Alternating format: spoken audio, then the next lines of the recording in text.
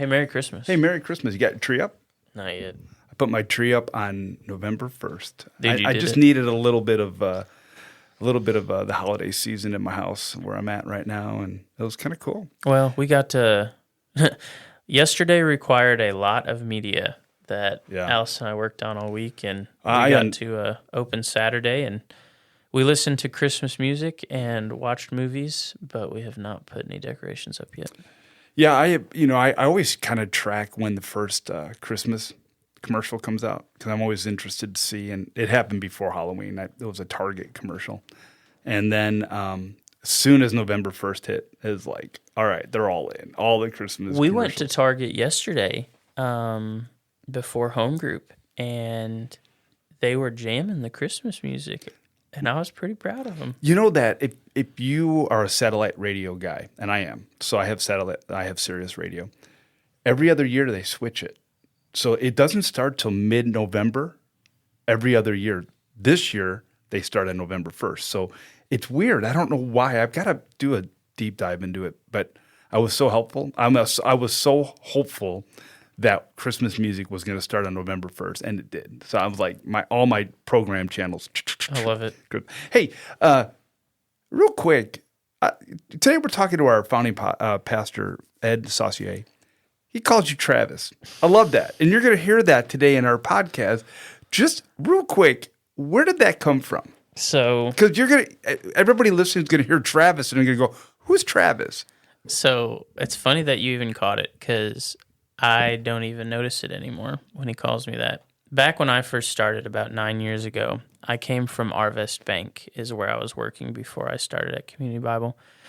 And shortly after that, one of my previous coworkers who was in the marketing department, she came to speak to our staff to talk about the importance of customer service and why they wear name tags and things like that. And she then goes into a spiel about it is vital to remember people's name.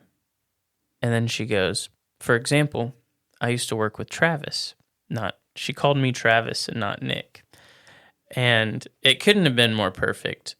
And in that moment, everyone on staff starts looking down, and my phone just starts blowing up. Hey, Travis. Hey, Travis. And Ed has not stopped. For the last 9 years, he continues to call me Travis. And like I said, to this point that if he calls me Nick, I think something's wrong. Like, there's something on his mind that we have to sit down and talk about because... I just thought that was so cool, but I wanted to make certain that if you're listening today and you hear Travis... Ed's talking about Nick. That's funny that you noted that. I did. I noticed that right away. Hey, welcome to all of you. This is the 61st Minute, a podcast of Community Bible. And I am Tim Homa, and I am with my co-host, Nick Kerouac. And today we're talking about the history and the future of Community Bible. We think you're gonna enjoy it. We think you're going to go down memory lane if you've been around for any time. And you'll be able to remember some of the stories, and then you'll be able to be excited about where we're headed. It's good. It'd be good. So enjoy this podcast. We are so glad that you're listening to our podcast. But before we continue, we have an announcement to make. On November 3rd, we rolled out our new Live Beyond campaign, encouraging us to live beyond our own capacity in generosity, as well as God's mission for us and our church. In this Live Beyond campaign, we're making some concerted efforts to reach those in our community and make some much-needed upgrades to our East Campus.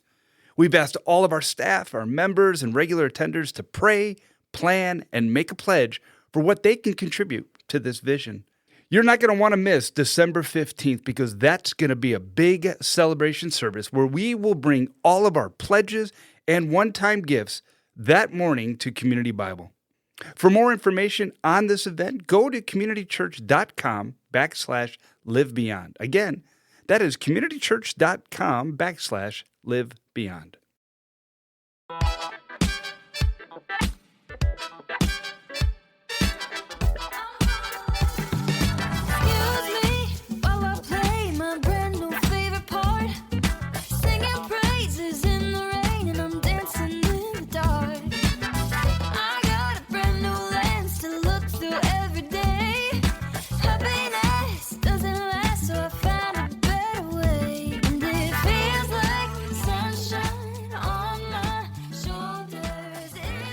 Ed, thanks for being here with us today.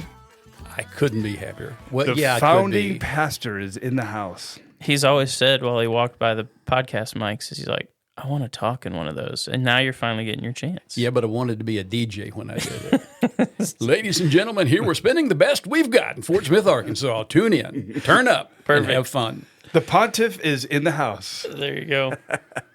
We're also here with our lead pastor, Richy, who hit us with our big vision for the next 3,500 years.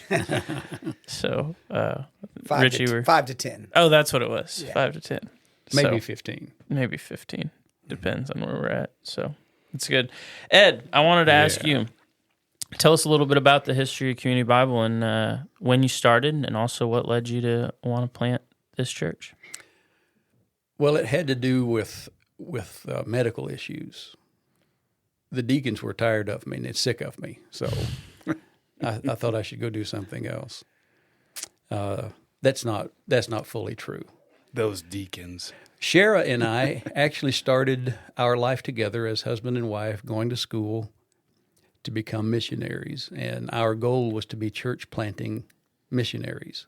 She would get her nursing degree, I would get my theology degree in pastoral ministries, and then we would go wherever we might be able to go. And so that was our path, and we started that in 1974. And then a few years after that is when she started having medical issues, and she didn't qualify by the Foreign Mission Board for any reason with all the things she was dealing with, and she couldn't have anyway. So it never really left my mind that I thought planting a church, because everything I'm hearing as a young college guy going to a Christian school, all I'm hearing is we need people to plant churches because we all know the best way to reach people is with new church plants. So I thought, okay, why, a lot of people did it. I could maybe do it. And fast forward till I'm 40 years old, and it was, I got to do this. If I'm going to get it done, I should probably get it done. And talk to some people that I really trusted in the Christian world, Christian leadership kind of guys in the SBC in those days. And man, all I got from them was encouragement and green flags and we'll help and stuff like that. So that's kind of where the travel happened in my mind, is point 1, 2, 3, 4, and so forth. But I had never planted a church, and it's a lot harder than it looks like from the outside. And but my mind has always been this as a pastor: I will not fail. Now, I may fail ultimately, but I won't fail because I didn't try. And I put together a 1 year, a 5 year, a 10 year. I put together a timeline in my own mind of what we could do, and I told a couple of guys that used to go to church where I was working as a pastor at the time, and just like in evangelical churches all over America, people were just leaving in droves. And the reason they left is maybe something we would talk about at another day, but I'd been a pastor since I was a pretty young fella, and it didn't seem to matter who you were or what you were doing. People just didn't want to go to church anymore. And that's goes back a long time. Read a book by a guy who was pastor in Minnesota named Leith Anderson, and he wrote a book called Dying for Change. And I bought that at a bookstore, saw the book laying on the table where they put books that are not selling. That one was on there for like $2. I got it, went back to my office. By this time, I was still pastoring in Oklahoma, and I got in my office, I closed the door, and started reading that book. And it changed everything that I thought about being a pastor in a church. And so I used his notion to put my vision in focus for me, and it did help me a lot. And so the reason I planted a church was I could no longer tolerate my own hypocrisy. I thought I was to plant a church when I was an 18, 19-year-old student. I was ignoring it, trying to climb that ecclesiastical ladder. And the hypocrisy of who I felt like I was becoming, I mean, I couldn't live with that. Didn't want to live with it. You know, it's interesting, Ed, you talk about that passion inside of you to plant a church. I think there's a lot of pastors, and I'll put myself in that category. When I think of the hardest thing about being a pastor, any calling by a pastor is to plant a church. There's nothing inside of me. There's no fiber. There's no desire because of what I've heard, how hard it is to plant a church. Because you just don't suddenly walk out of college and go, I'm going to plant a church. You've had experiences that have kind of led you down that road to say, I want a church to look like this. I have seen what I've seen, and now I want to create something different or something within who God has made me to be. And, you know, and I love the phrase that you wanted to plant a church for people, basically for lost people, for people who didn't know Jesus, for people who were unchurched, and to reach people. And But also for people who didn't like church. Right, and for people who didn't like church, exactly. And I love that. But yet it's got to be a small percentage of people who really think through what it takes to plant a church. Yeah. Because those that just jump out of college like, yeah, I'm going to plant a church, they have no clue. They have no idea what it's going to take and how hard it is and all the obstacles that you're going to face leading up to that, the scrutiny. And, I mean, it took you into what? You were 40? Yeah. Yeah, so even though you had it in your mind, you still had to go through the experiences of that church world. What were you going to say there, Richie? Richie's got something. Well, in addition to that, look at that brain. No, in addition to that, you know, most church plants fail pretty quickly, year to 3 years. I think it's like 90%, isn't it? A bunch of them don't make it a year. Yeah. Yeah. And then on top of that, for CB, without impugning anyone, you know, the culture here, you were starting a different kind of church where there wasn't anything like that. So there was some opposition to that kind of church here. So, you know, what you talked about yesterday on stage, a pioneering kind of entrepreneurial mindset.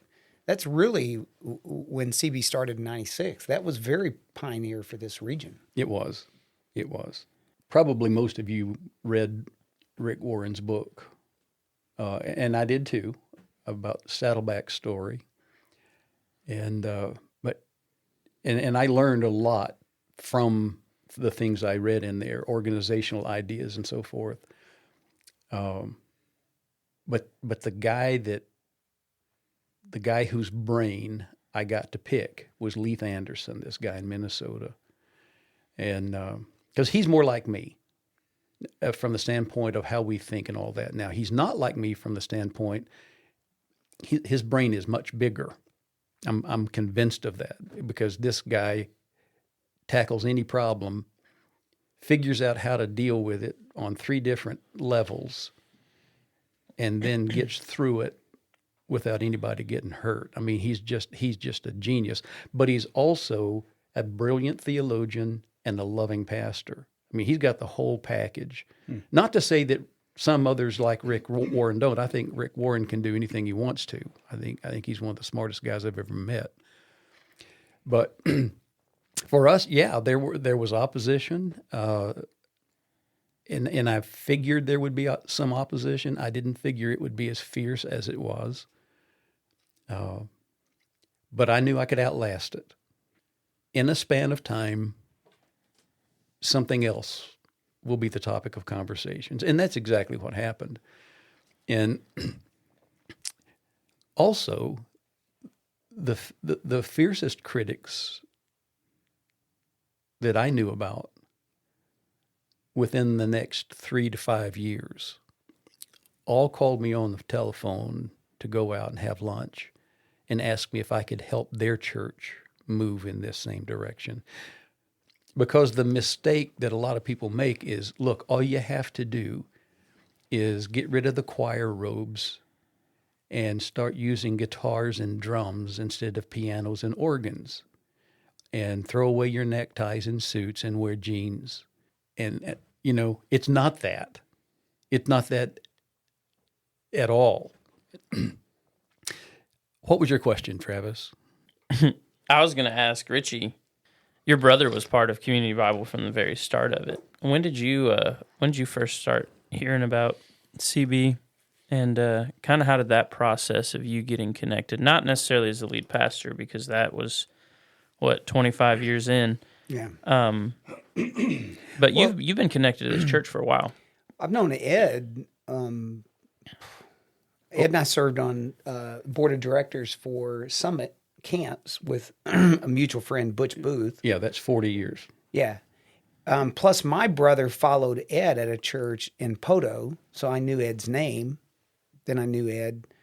So, but we weren't like close friends. So when Community Bible started, my older brother, the middle brother, was going to the church where Ed was the pastor. And so when Ed started CB, my brother said, "Hey, I'm in." So I knew about it then. And then I first walked into a Community Bible service, Phoenix Village Mall, probably somewhere around the holidays or summer, not really sure. And that had been 99, 98, 99, somewhere in that time frame. And I think I mentioned it yesterday. I just knew there was something unique. It's just something different. I mean, honestly, I had read that same book that Ed referred to, Dying for Change, as a young youth pastor, and modeled part of our student ministry over what he was writing about. Because I said, if that's what the church needs, well, I've got the next generation here in my ministry. Let's do it now and learn how to do it. So anyway, when I saw CB at Phoenix Village Mall, I told my brother at lunch that day, I said, "This is something really unique here." And then almost once a year, I would come back and visit family and stuff, and I'd make a point to, poke my head in and see how the church was doing. So I kind of stalked the church, Community Bible, from a distance, even when I was in Houston for 20 years, just kind of peeking. We use the word troll now. We don't use the word, stalk. Oh, is that a negative word? Yeah, stalk. Well, that was in the 90s, though. We'll so have to edit that out. It'd been apropos, right? I got to tell you, it felt more like a stalker from my Getting all the ideas. Yeah. I was envious of, I'd come and watch, and Ed would be up there teaching, and he'd be in jeans and a untucked shirt, and he had really nice hair. Still does. And so I'd be, man, that would be a great church to be a part of, where you don't have all the traditions and things like that. And that was, as you mentioned yesterday, that was by design. Yeah. That didn't just happen. Yeah.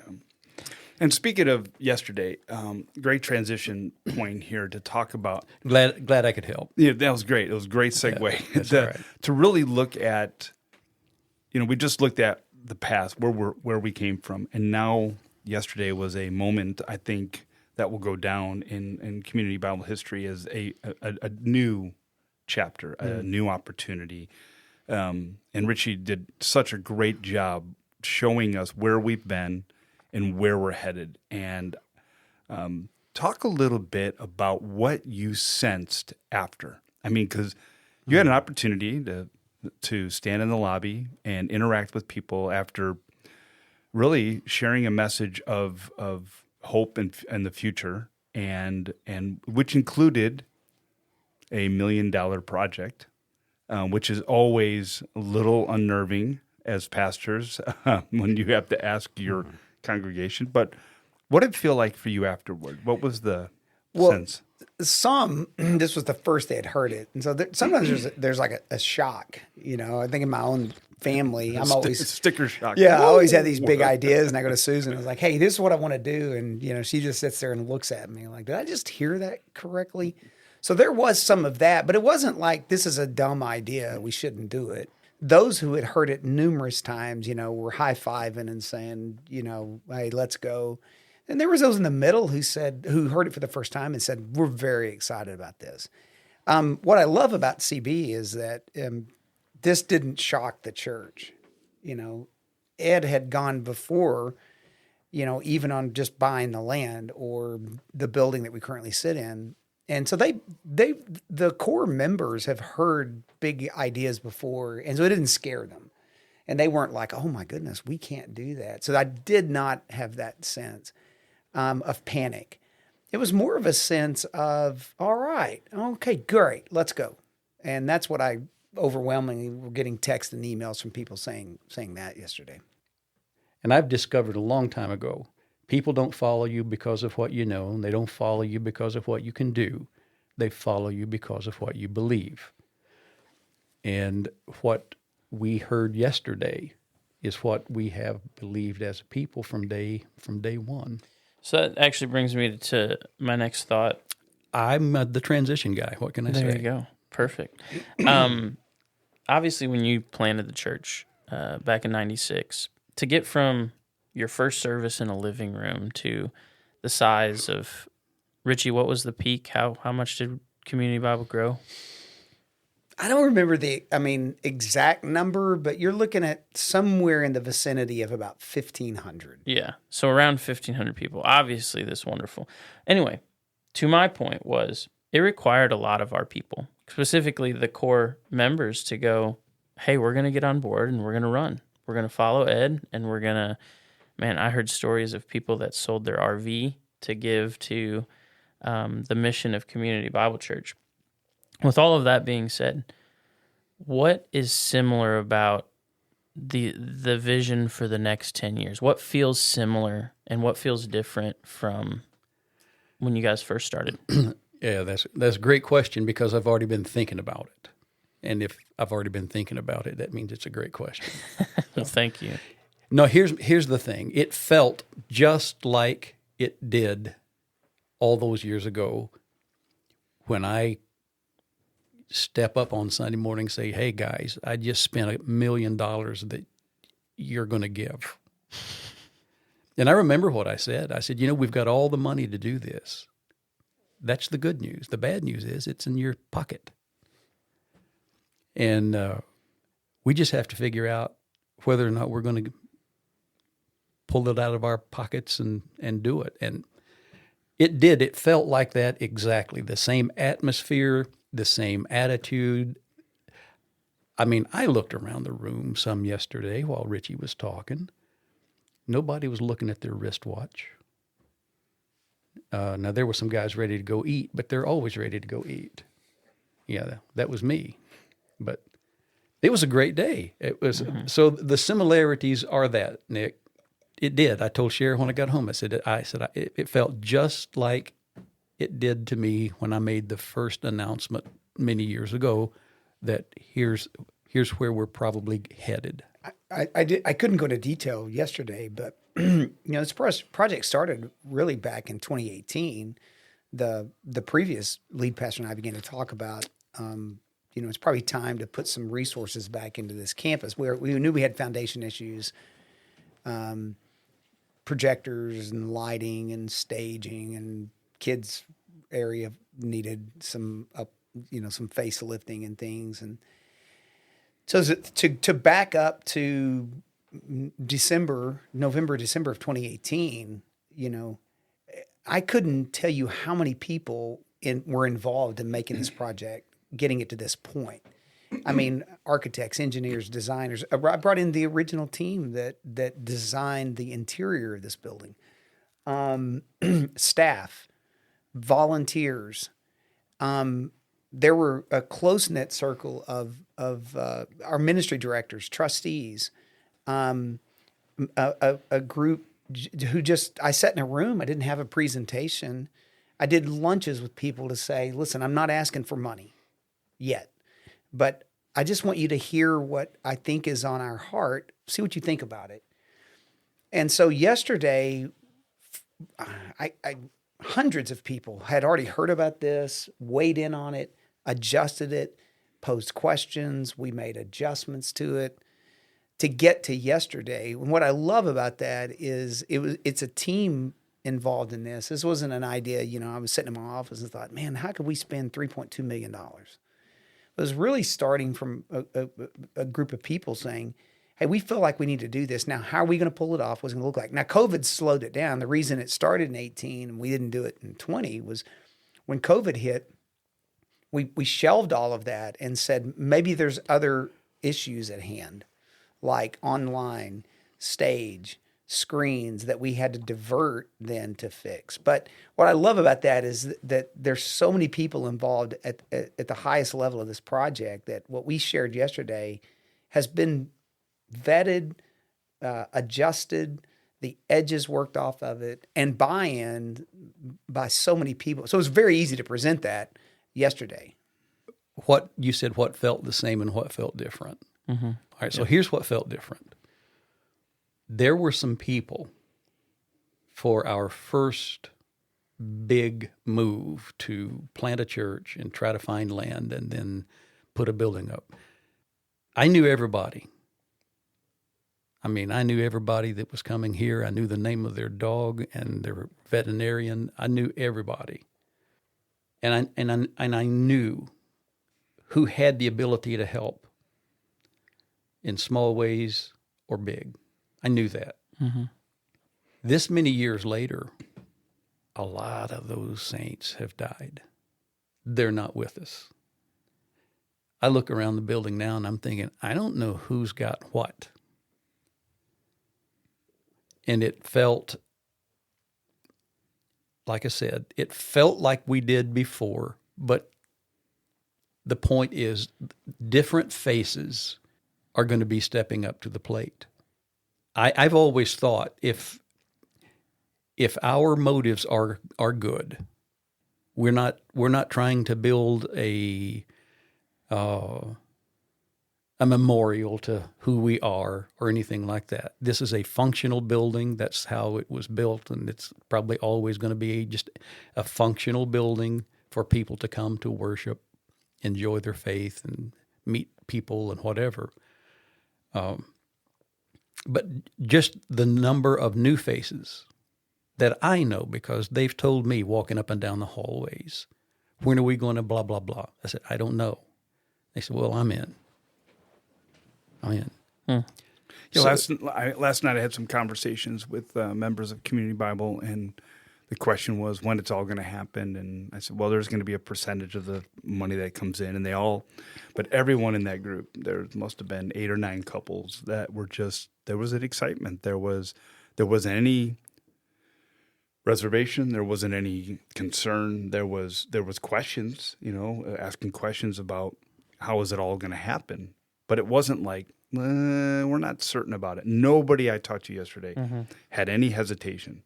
It was all, yeah, we're on. Yeah, we're ready to go.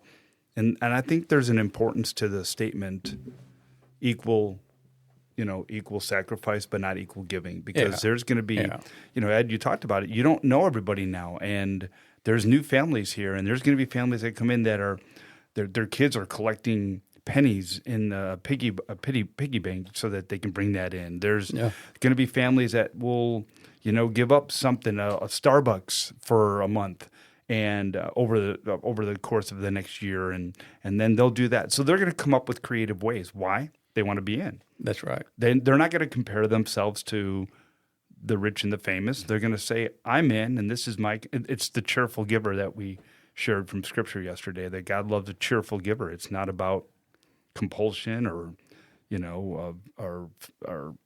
any reputation of doing, I can't do more, but I can do what I can. And so I think there is a new season, but there's an excitement. We've talked about it on staff that we think our church is ready for something like this because there's an energy. There's something right now that's moving underneath.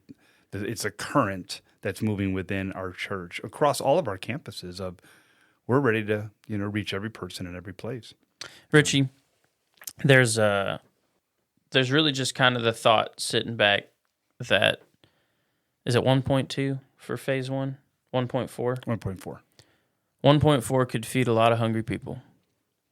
Why is an updated facility vital for our mission moving forward? Well, I don't want to stretch this too far. When Jesus, there was kind of a similar question posited to him about that. And he said, there's always going to be hungry people. And it seems pretty cold when he said that. You go like, seriously? This is God's son, and he's on earth, and he's like, and I don't want to be cold in there. Community Bible is a church that's passionate about missional efforts and helping others. In fact, there's no doubt in my mind, this staff are going to continue to raise that bar where we not only care about hungry and homeless, we're going to do something about it. But this building is a canvas for which we paint ministry.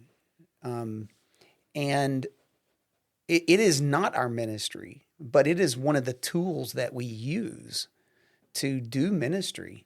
1,000 people a week come in here and experience ministry just on Sunday, then add another 170 or 80 teenagers here on Wednesday night in the kids area and all the groups that use this. So that canvas needs to be usable, functional. So you can't just say, well, let's take all of our money and feed the poor, but neglect the 1,000+ people that we minister to here each week. And it's growing at maybe 30% a year. So you've got to put some money into it. 1.4 is a lot of dollars. It does feed a lot of people. But think about 5 years from now when this church is at 2,000 people and we now have a canvas that we can paint from, and how much money we're generating or revenue. It's gifts that we're able to feed homeless. So it's never an either or. It is a both and. There's a similarity between family. I alluded to it. You live in a house 20 years, and not only does you need to do some improvement, but your family situation changes. But my house that I lived in, I raised 3 boys in it. We were in that house 14 and a half years. We had to keep it up. We had to make it functional. When we had a water leak, we had to fix it. It wasn't my family, but it was from the base of operation that my family functioned. So it needed to function as well. Mm-hmm. So that house did not set the trajectory of my son's character and faith, but it was sure the base of operation where I established it. In their rooms is where I prayed with them at night and where we talked about God. It's where we had family dinners and we talked about school. It's where we had arguments and where discipline happened. So I see the church the same way. Yeah, I do too, Richie. There's it's not the mission, but it's where the mission lives, more or less. And I feel this. I feel the same way. And as long as we're doing what we're doing because of who we believe God is and to honor Him, then we're in good shape. We're not trying to build some edifice that's going to, live forever and be named after Nick one day. Maybe it shouldn't be this way in our culture, but we all live in houses and we all work in office buildings and we go to church at a facility. Mm-hmm. It's how we do things, and our culture is the place is identified with the mission, and you don't want that to get dilapidated. And I also think there's an accountability before God to take care of His house, and I think it is our responsibility as members and staff of Community Bible that we take care of our house and that we honor God with what He's given us, because He's blessed us with this building, blessed us with this property. And if we don't take care of it, we kind of say, God, we don't care about it. And we feel that we do care about it. And we do love our church. We want our church to honor God by how it looks. And I think that's an important piece. So To your point, when we got this land given to us, despite our efforts to raise money to buy it, which we had done, that meant a lot to me. If you read in Scripture the importance of the land that God gives His people. I think God gave us this, and I think we need to keep it up. Yeah, And it needs to be in a good state of repair. And I don't know about you guys. I drive down streets anytime I see a church building that's just kind of gone into, a dilapidated kind of status, and that just breaks my heart. absolutely. Yeah. My favorite metaphor has been when you have people over at your house, when you have your house prepared and ready for your dinner party, it tells the people, your guests coming in, hey, we wanted you here. Mm-hmm. Yep. Whenever Exactly. we are asking people, when I go to the med school and say, hey, guys, come join us on Sunday, and they walk in and see a building that is ready for them for the first time, and a people that are ready for them, I think it just communicates that we want you here. Yeah, there's two thoughts to come off of that one. I visited a church one time, and it wasn't a consulting thing. They just asked me to come, and I made this statement to them that I think you guys knew you would have visitors. You just weren't prepared for them. You knew people would come to your church today, but you weren't ready for them. You weren't ready at the door, and you weren't ready to serve them coffee, and you weren't ready. I mean, your facility wasn't ready. And then Ed said something in between services, which I didn't give him credit for because he gets too much credit anyway. But he said, our building tells a story 24/7 to those who drive by. Now, what story do we want to tell? And that was a great statement, which I used it in the second service, which is it does tell a story. And I want people who drive by to go, they care about that place. They care about us. They care about their community. And I think this project really is to dovetail that. It's the canvas which we do ministry on. We want people to see our facility. We're ready for you to come. We're prepared for you. And we want to present our best image to the community and for our King. This is really His place, His land He gave us. It's His building. And it's His ministry, so we want to steward it very well. Well, it's an exciting time, and we're so thankful that Ed, our founding pastor, and Richy, our lead pastor, were able to share with us the past and look at the present, and then also look into the future. So thank you guys for being here today with us on 61st Minute podcast of Community Bible Church. Thanks, guys. Thanks. You bet. Thank you for listening to the 61st Minute podcast by Community Bible. Our goal is to release a new podcast every Wednesday reviewing what we discussed during our hour gathering the previous Sunday morning at Community Bible Church. If you don't have a church home, we would love for you to join us on Sundays at 9 o'clock or 10:30 a.m. live at any of our 4 campuses. Also, you can watch online or review Sunday morning sermon at communitychurch.com/messages. Again, that's communitychurch.com/messages. Tune in for next week's episode of the 61st Minute Podcast by Community Bible on main platforms like Spotify, Apple Podcasts, or anywhere you listen to your podcasts.